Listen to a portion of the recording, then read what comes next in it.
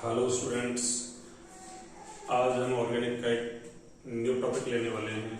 अम्लीय सामर्थ्य, acidic strength या एसिडिटी बोलते हैं इसको।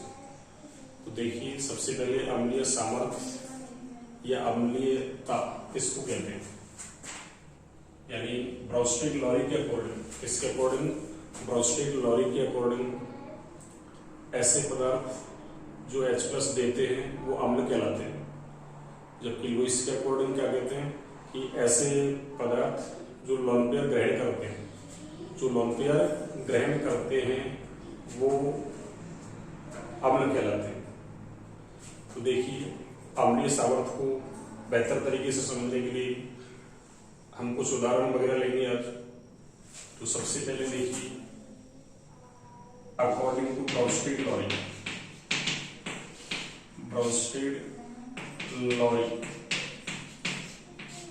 अकॉर्डिंग टू ब्राउस्टेड लॉरी क्या कहेंगे हम कि ऐसे पदार्थ जो H+ देते हैं वो एसिड कहलाते हैं।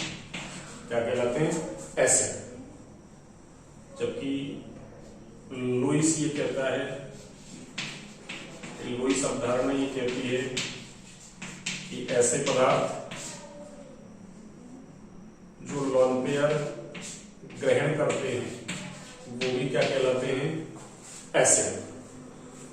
तो हम अम्लीय सामर्थ्य को समझने के लिए ब्राउस्टेड लॉरी वाला कंसेप्ट काम में लेंगे।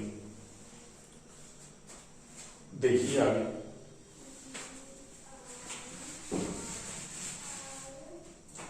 ये मान लीजिए कोई एसिड है HA, ये क्या है? एसिड। और ब्राउस्टेड लॉरी क्या कहता है कि एसिड H+ देने के बाद अपना सहयोगी क्षार बनाता है, कॉन्जुगेट बेस। जैसे इसने H+ दिया +A-, तो ये एसिड है, तो ये इसका A- क्या है? Conjugate base. Conjugate base A- क्या है इसका? Conjugate base. अब यदि इस कॉन्जुगेट बेस की स्टेबिलिटी बढ़ेगी, कॉन्जुगेट बेस की स्टेबिलिटी बढ़ेगी, इंक्रीज होगी, तो ये जो कॉरस्पॉन्डिंग एसिड है इसकी एसिडिक स्ट्रेंथ भी बढ़ेगी। इसकी एसिडिक स्ट्रेंथ भी क्या होगी स्टूडेंट्स? बढ़ेगी, इंक्रीज होगी। यानी इसकी स्टेबिलिटी बढ़ेगी, तो जो कॉरस्पॉन्डिंग एसिड है इसकी एसिडिक स्ट्रेंथ भी बढ़ेगी। अब इस कॉन्जुगेट बेस की स्टेबिलिटी जिन जिन फैक्टर्स पर डिपेंड करेगी, उन फैक्टर्स पे इस एसिड की एसिडिटी या फिर वो एसिडिक स्ट्रेंथ डिपेंड करेगी। कॉन्जुगेट बेस कैसा है? एक नेगेटिव चार्ज स्पीसीज, और नेगेटिव चार्ज स्पीसीज है, इसकी स्टेबिलिटी को कौन कौन से फैक्टर बढ़ाते हैं? इसकी स्टेबिलिटी को बढ़ाते हैं जैसे -R वाला ग्रुप, ऐसे -H वाला ग्रुप, -I वाला ग्रुप, ये इसकी स्टेबिलिटी को बढ़ाते हैं। जबकि +R वाला ग्रुप, +H वाला ग्रुप, +I वाला ग्रुप, ये इसकी स्टेबिलिटी की इनवर्सली प्रोपोर्शनल टू होते हैं। इसकी स्टेबिलिटी के क्या होते हैं? Inversely proportional to. इसका मतलब +R, +H और +I वाले जो ग्रुप हैं वो इस कॉन्जुगेट बेस की स्टेबिलिटी को घटाएंगे, जबकि -R, -H और -I वाले जो ग्रुप है वो इसकी स्टेबिलिटी को बढ़ाएंगे। तो जो फैक्टर्स इसकी स्टेबिलिटी को बढ़ा रहे हैं वो फैक्टर्स ही इस कॉन्जुगेट एसिड की एसिडिटी को बढ़ाएंगे, यानी एसिडिटी या बोलूं में एसिडिक स्ट्रेंथ। ये भी वही डायरेक्टली प्रोपोर्शनल तो होगी किसकी? -R की। इनवर्सली है किसकी? +R की। डायरेक्टली है +H की, डायरेक्टली है -H की, इनवर्सली है +H की, डायरेक्टली है -I की और इनवर्सली है +I की। यानी ये फैक्टर्स इस कॉरस्पॉन्डिंग एसिड की एसिडिक स्ट्रेंथ को बढ़ाएंगे। आइए हम कुछ एग्जांपल्स के माध्यम से एसिडिक स्ट्रेंथ को समझते हैं। देखिए इसमें मैं कुछ अलग अलग एग्जांपल्स लेता हूं, उनके माध्यम से हम एसिडिक स्ट्रेंथ को समझेंगे। देखिए सबसे पहले मैं एग्जांपल्स लेता हूं केस फर्स्ट। केस फर्स्ट क्या है, इसमें हम देखते हैं एसिडिक स्ट्रेंथ ऑफ एल्कोहल। इसमें हम एल्कोहल की एसिडिक स्ट्रेंथ को देखते हैं। तो सबसे पहले देखिए आप, मैं एक यहां से एग्जांपल लेना स्टार्ट करता हूं। एक मैंने 1 डिग्री एल्कोहल ले लिया, एक एल्कोहल मैंने ये 2 डिग्री एल्कोहल ले लिया, एक एल्कोहल मैंने ये 3 डिग्री एल्कोहल ले लिया। एक मैंने क्या ले लिया, 3 डिग्री एल्कोहल। अब हम सबसे पहले क्या करेंगे, जब भी एसिडिक स्ट्रेंथ चेक करनी है स्टूडेंट्स, तो आपको एक ही कंसेप्ट याद रखना है कि जब भी एसिडिक स्ट्रेंथ चेक करनी है तो जो जो हमको स्पीसीज दी हुई है, जैसे 1 डिग्री एल्कोहल है, ये 2 डिग्री एल्कोहल है, 3 डिग्री एल्कोहल है, इसकी जगह और भी अदर स्पीसीज हो सकती है। तो सबसे पहले हमारा काम क्या है, जब भी एसिडिक स्ट्रेंथ चेक करनी है तो हम सबसे पहले उससे H+ निकालेंगे। क्यों? क्योंकि ब्रॉन्स्टेड लॉ कंसेप्ट ये बोलता है कि जो पदार्थ एसिडिटी शो करेंगे वो H+ देते हैं। तो H+ देगा तो ये अपना क्या बनाएंगे, अपने अपने संयुग्मिक क्षार। तो जब भी एक से ज्यादा स्पीसीज 2, 3, 4, 5 और सोम कितनी भी दी जाए, तो हम क्या करेंगे, सबसे पहले हमारा काम है H+ निकालना। क्या निकालना? H+ निकालना। और H+ निकालने के बाद ये स्पीसीज अपने अपने कॉन्जुगेट बेस के अंदर कन्वर्ट हो जाएंगे। इसके अंदर कॉन्जुगेट बेस के अंदर, तो इसका कॉन्जुगेट बेस क्या बनेगा, देखिए यहां से H+ निकलेगा, एल्कोहल के अंदर यहां से H+ निकलेगा, एल्कोहल के अंदर यहां से H+ निकलेगा। अब यहीं से मैंने H+ क्यों निकाला, क्योंकि मोर इलेक्ट्रोनेगेटिव से एटम से जुड़ा हुआ जो हाइड्रोजन होता है वो एसिडिक नेचर शो करता है, इसलिए H+ मैंने यहीं से निकाला है। ये बाकी तो मुझे यहाँ भी कार्बन के पास में कई सारे हाइड्रोजन दिखाई दे रही है, जैसे इस कार्बन को मुझे 3 हाइड्रोजन दिखाई दे रही है, इस पे मुझे 2 दिखाई दे रही है, लेकिन कार्बन से जुड़ा हुआ यानी लेस इलेक्ट्रोनेगेटिव एटम से जुड़ा हुआ हाइड्रोजन है वो एसिडिक नेचर शो नहीं करता है। तो यहाँ से हम H+ नहीं निकालेंगे। H+ कहां से निकालेंगे, ये जो फंक्शनल ग्रुप O है, ये फंक्शनल ग्रुप OH है, यहाँ से H को रिमूव करेंगे। तो H जैसे रिमूव होगा तो यहाँ से क्या बनेगा, इनके अपने अपने कॉन्जुगेट बेस बनेंगे। क्या बनेंगे, कॉन्जुगेट बेस। 1 डिग्री एल्कोहल का कॉन्जुगेट बेस ये हो गया कॉन्जुगेट बेस। ऐसे 2 डिग्री एल्कोहल का यदि मुझे कॉन्जुगेट बेस बनाना है तो इसको मैं इस तरीके से बनाऊंगा। ऐसे 3 डिग्री एल्कोहल का यदि कॉन्जुगेट बेस बनाना है मुझे तो इसको मैं इस तरीके से बनाऊंगा। ये अपने अपने क्या बन गए, कॉन्जुगेट बेस। फिर हमने कहा था कि जिसका कॉन्जुगेट बेस ज्यादा स्टेबल होगा, मोर स्टेबल होगा, उसी की कॉरस्पॉन्डिंग स्पीसीज है वो मोर एसिडिक होगी। जैसे यदि 3 डिग्री एल्कोहल से बनने वाला कॉन्जुगेट बेस मोर स्टेबल होगा तो 3 डिग्री एल्कोहल मोर एसिडिक हो जाएगा। यदि 2 वाले का कॉन्जुगेट बेस मोर स्टेबल होगा तो 2 डिग्री एल्कोहल मोर एसिडिक हो जाएगा। ऐसे यदि 1 वाले का मोर स्टेबल हुआ तो 1 डिग्री एल्कोहल का हो जाएगा मोर एसिडिक। तो हम इसकी स्टेबिलिटी को चेक करते हैं।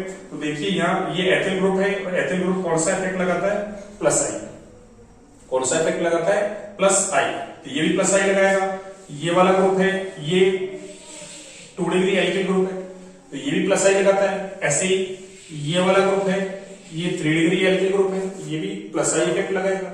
लेकिन हमको पता है कि +I का जो ऑर्डर आता है, +I इफेक्ट का जो ऑर्डर है वो 3 डिग्री एल्किल ग्रुप सबसे ज्यादा +I लगाता है, 2 डिग्री उससे कम, 1 डिग्री उससे कम, एथिल ग्रुप उससे कम, मैथिल होगा तो वो और भी कम हो जाएगा। तो ये इनके +I का क्या है, ऑर्डर। तो इसका मतलब एथिल ग्रुप का जो +I है वो कम होगा as compare to 2 degree alcohol से बनने वाला जो कॉन्जुगेट बेस है उसमें 2 डिग्री एल्किल ग्रुप है उसकी। तो इसका +I इससे और ज्यादा इंक्रीज हो जाएगा, उसका +I सबसे ज्यादा क्या होगा, इंक्रीज। इसका मतलब इसका बनने वाला जो कॉन्जुगेट बेस है इसकी स्टेबिलिटी क्या होगी, सबसे कम। क्यों, अभी लिखा था हमने कॉन्जुगेट बेस की स्टेबिलिटी है वो प्लस आई की कैसी होती है, इनवर्सली प्रोपोर्शनल। इसका मतलब जिसका प्लस आई ज्यादा उसकी स्टेबिलिटी सबसे कम, जिसका प्लस आई कम उसकी स्टेबिलिटी सबसे ज्यादा। तो ये कैसा होगा, लेस स्टेबल। ये कैसा होगा स्टूडेंट्स, लेस स्टेबल। यानी इसका कॉन्जुगेट बेस कैसा है, लेस स्टेबल, और इसका जो कॉन्जुगेट बेस है वो कैसा है, मोर स्टेबल। इसका कॉन्जुगेट बेस कैसा है, मोर स्टेबल। तो जिसका कॉन्जुगेट बेस मोर स्टेबल उसी की एसिडिक स्ट्रेंथ क्या होगी, सबसे ज्यादा। तो इसका मतलब एसिडिक स्ट्रेंथ का जो ऑर्डर आएगा, एसिडिक स्ट्रेंथ का जो ऑर्डर आएगा वो आएगा 1 डिग्री एल्कोहल सबसे ज्यादा एसिडिक, उसके बाद 2 डिग्री एल्कोहल, उसके बाद 3 डिग्री एल्कोहल। यानी ये 1 डिग्री एल्कोहल, 2 डिग्री एल्कोहल और 3 डिग्री एल्कोहल की एसिडिक स्ट्रेंथ का क्या है, ऑर्डर।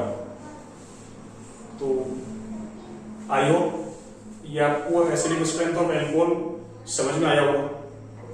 इसके बाद मैं नेक्स्ट एग्जांपल लेता हूं। ये एग्जांपल नंबर फर्स्ट हो गया, ये एग्जांपल नंबर फर्स्ट हो गया स्टूडेंट। अगला एग्जांपल लेता हूं, इसके बाद एग्जांपल लेता हूं मैं एल्कोहल का ही।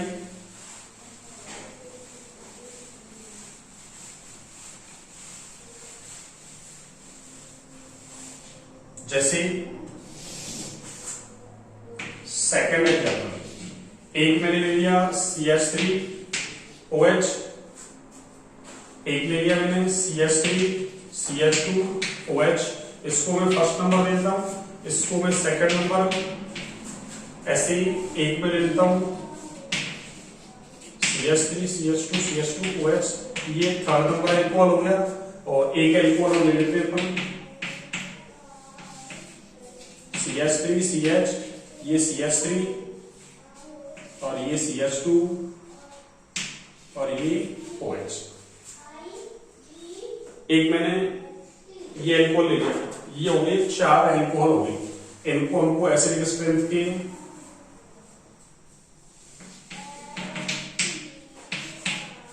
डिक्रीजिंग ऑर्डर में जमाना है ना, यानी decreasing order of acidic strength, यानी अम्लीय सामर्थ्य के डिक्रीजिंग ऑर्डर में अपन को इनको अरेंज करना है। अम्लीय सामर्थ्य यानी एसिडिक स्ट्रेंथ के डिक्रीजिंग ऑर्डर में क्या करना है, अरेंज। तो देखिए यहां से वही सबसे पहले हमारा काम क्या है, H प्लस निकालना। H प्लस यहां से निकलेगा, इसमें H प्लस यहां से निकलेगा, H प्लस यहां से निकलेगा और इसमें H प्लस यहां से निकलेगा। सबसे हमने H प्लस निकाल दी, तो वो इनके क्या बन जाएंगे, कॉन्जुगेट बेस। अब जिसका कॉन्जुगेट बेस मोर स्टेबल उसी की एसिडिक स्ट्रेंथ क्या होगी, जब। तो देखिए यहां से इसका कॉन्जुगेट बेस क्या बनेगा, इसका कॉन्जुगेट बेस बनेगा CH3O-। ऐसे इसका जो कॉन्जुगेट बेस बनेगा, यहां से H प्लस निकालेंगे अपन, ये H प्लस, तो ये बनेगा CH3CH2O-, यहां CH3CH2CH2O-, और इधर से बनेगा CH3CH, ये CH3, ये CH2 और ये OH। अब देखिए यहां से ये मेथिल ग्रुप है, ये एथिल ग्रुप है, ये 1 डिग्री एल्किल ग्रुप हो गया। 1 डिग्री एल्किल ग्रुप ये है, लेकिन उसका प्लस आई ज्यादा है। कारण क्या है, प्लस आई इफेक्ट में हम एक DBC रूल फॉलो करते हैं। DBC, उसमें डिस्टेंस को डोमिनेट मान रहे हैं ब्रांचिंग पे, ब्रांचिंग को नंबर ऑफ कार्बन एटम। तो सबसे पहले हम देखते हैं प्लस आई इफेक्ट जब भी लगाते हैं तो डिस्टेंस ऑफ ब्रांचिंग, अगर वो कॉमन हो जाती है तो फिर नंबर ऑफ ब्रांचिंग, और अगर वो भी कॉमन हो गया तो total number of carbon atom देखते हैं। तो अगर मैं यहां से देखूं तो यहां तो कोई ब्रांचिंग है ही नहीं, इसमें 1 2 यानी 1 2 नंबर कार्बन का क्या है, ब्रांचिंग। इसलिए इसका प्लस आई क्या होगा एज कंपेयर टू 1 डिग्री, वही 1 डिग्री, ये भी 1 डिग्री, पर उसका 1 डिग्री एल्किल ग्रुप का प्लस आई इफेक्ट क्या होगा, ज्यादा। तो इसका प्लस आई सबसे कम, उससे ज्यादा प्लस आई इसका, उससे ज्यादा प्लस आई इसका, और इधर सबसे ज्यादा प्लस आई होगा। और अभी हमने पढ़ा था कि कॉन्जुगेट बेस की जो स्टेबिलिटी है वो प्लस आई की इनवर्सली प्रोपोर्शनल टू होती है, तो उसका जो कॉन्जुगेट बेस है वो लेस स्टेबल होगा, इसका मोर स्टेबल। तो ये कैसा है, मोर स्टेबल, और इसका जो कॉन्जुगेट बेस है ये कैसा है, लेस स्टेबल। इसका कॉन्जुगेट बेस कैसा है, लेस स्टेबल। जिसका कॉन्जुगेट बेस मोर स्टेबल उसी की एसिडिक स्ट्रेंथ क्या होगी, ज्यादा। तो इनकी एसिडिक स्ट्रेंथ का जो ऑर्डर आएगा वो आएगा एसिडिक स्ट्रेंथ का ऑर्डर, एसिडिक स्ट्रेंथ का जो ऑर्डर है वो है फर्स्ट वाला मोर एसिडिक, उसके बाद सेकंड, इसके बाद थर्ड, और सबसे कम कौन होगा, फोर्थ। ये इनकी एसिडिटी का क्या है, ऑर्डर। तो एल्कोहल की एसिडिक स्ट्रेंथ के लिए हमने 2 एग्जांपल सॉल्व कर लिए। इसके बाद हम देखते हैं केस सेकंड, और केस सेकंड हमारा क्या है, acidic strength of carboxylic acid, acidic strength of carboxylic acid. तो ये प्लस आई इफेक्ट के लिए है, डीवीसी रूल है यहाँ। डीवीसी रूल किसके लिए है, प्लस आई के लिए। यानी सबसे पहले हम डिस्टेंस देखते हैं, डिस्टेंस ऑफ ब्रांचिंग, यानी ब्रांचिंग कितनी डिस्टेंस पे, पास है दूर है, डिस्टेंस जितनी पास होगी ब्रांचिंग की उसका प्लस आई इफेक्ट उतना ही ज्यादा होगा। अगर डिस्टेंस ज्यादा होगी तो प्लस आई इफेक्ट क्या होगा, कम। फिर डिस्टेंस यदि कॉमन होती है तो number of branching, distance of branching के बाद नंबर ऑफ ब्रांचिंग। अगर किसी में एक ही ब्रांचिंग है या किसी में 2 है, किसी में 3 है, तो जितनी ज्यादा ब्रांचिंग होगी प्लस आई उतना ही ज्यादा होगा। और अगर ब्रांचिंग भी कॉमन होती है तो फिर हम लास्ट में total number of carbon atom देखते हैं, यानी जिसके पास total number of carbon atom ज्यादा उसका प्लस आई भी ज्यादा, total number of carbon atom कम तो प्लस आई भी कम। इसके अलावा हम माइनस आई के लिए भी एक रूल फॉलो करते हैं, माइनस आई इफेक्ट के लिए। वो रूल कौन सा है, माइनस आई इफेक्ट के लिए भी हम एक रूल्स फॉलो करते हैं, और वो रूल्स कौन सा है स्टूडेंट्स, देखिए जैसा कि आपने पढ़ रखा होगा डीएनपी। कौन सा रूल, डीएनपी। ये किसके लिए है, माइनस आई इफेक्ट के लिए। कौन से इफेक्ट के लिए, माइनस आई इफेक्ट के लिए। और प्लस आई इफेक्ट के लिए तो हमने देख लिया डीवीसी रूल। माइनस आई के लिए डीएनपी रूल। कौन सा रूल, डीएनपी। इसमें ये डी क्या है, इसको बोलते हैं डिस्टेंस, डी को डिस्टेंस, वही एन को नंबर। एन क्या है स्टूडेंट्स, नंबर। एन क्या है, नंबर। और ये जो पी है इसको बोलते हैं पावर। तो माइनस आई इफेक्ट जब भी लगाते हैं तो डीएनपी रूल फॉलो करते हैं, जबकि प्लस आई इफेक्ट लगाते हैं तो डीवीसी रूल फॉलो करते हैं। डीएनपी रूल का मतलब डिस्टेंस, यानी जो सब्स्टिट्यूएंट जुड़ा हुआ है, जो ग्रुप जुड़ा हुआ है उसकी डिस्टेंस कितनी है। अगर डिस्टेंस कॉमन होती है तो वही नंबर ऑफ सब्स्टिट्यूएंट्स देखेंगे, वही नंबर ऑफ सब्स्टिट्यूएंट्स ज्यादा तो उसका माइनस आई इफेक्ट भी ज्यादा। और अगर नंबर भी कॉमन हो जाए या नंबर भी सेम हो जाए तो फिर हम देखते हैं उसकी पावर कि किसका माइनस आई ज्यादा है, किसका प्लस आई ज्यादा है। तो ऐसा आपने इंडक्टिव इफेक्ट पढ़ा होगा, उसमें माइनस आई और प्लस आई का ऑर्डर देखा होगा। आगे हम बात करते हैं केस सेकंड। किसकी बात करते हैं स्टूडेंट्स, केस सेकंड। और केस सेकंड क्या है देखिए आप, केस सेकंड है हमारा, केस सेकंड देखिए आप, केस सेकंड है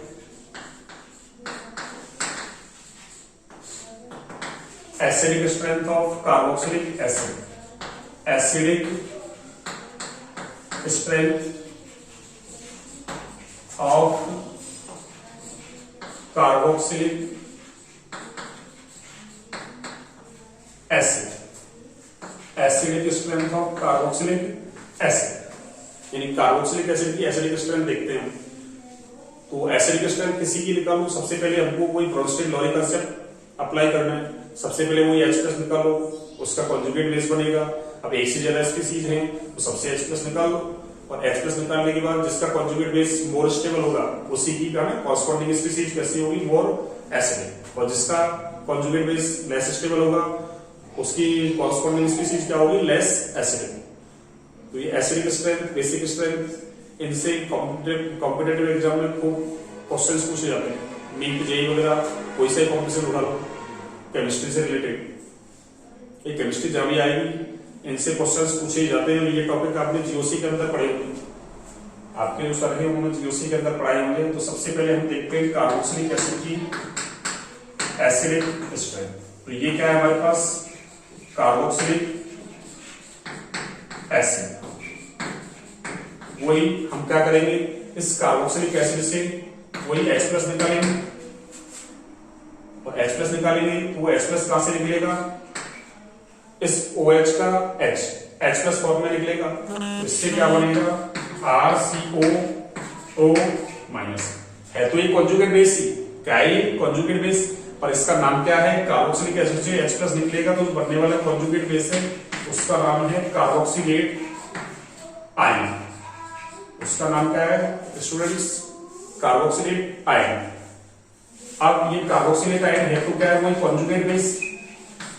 अब वही इसकी स्टेबिलिटी अगर बढ़ेगी, इसकी स्टेबिलिटी अगर बढ़ेगी तो इसका मतलब क्या होगा कि जो कॉरस्पॉन्डिंग एसिड है उसकी एसिडिक स्ट्रेंथ बढ़ेगी, इसकी एसिडिक स्ट्रेंथ क्या होगी, बढ़ेगी,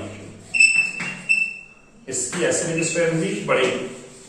अब देखिए स्टूडेंट्स, केवल ऐसा तो नहीं कॉम्पिटिशन एग्जाम में, यानी आपकी नीट जेईई में ऐसा पूछा जाए कि भाई केवल एसिडिक स्ट्रेंथ ही पूछेगा या बेसिक स्ट्रेंथ पूछेगा।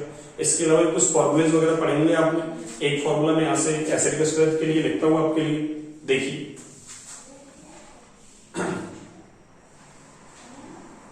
कि एसिडिक स्ट्रेंथ जो है कि वो हमसे सवाल ऐसा तो है नहीं कि हमेशा इसी से पूछेगा कि एसिडिक स्ट्रेंथ ही बताओ आप या बेसिक स्ट्रेंथ बताओ। इसके अलावा भी जैसे है ना अम्ल का वियोजन स्थिरांक पढ़ा हुआ आपने, डिसोसिएशन कांस्टेंट Ka बोलते हैं इसको, pH का सवाल पूछ ले, pOH का पूछ ले, है ना, pKa का पूछ ले, pKb का पूछ ले, H का साइनिक कंसंट्रेशन पूछ ले, OH साइनिक कंसंट्रेशन पूछ ले। यानी इससे कैसे भी लिंक कर सकता है सवाल को, कई टाइप के सवाल बन सकते हैं इससे। तो देखिए एसिडिक स्ट्रेंथ जो होती है ना, हाँ जी, एसिडिक स्ट्रेंथ है ये H प्लस आयन की कंसंट्रेशन की कैसी होती है, समानुपाती। H प्लस आयन की कंसंट्रेशन की कैसी होती है, समानुपाती।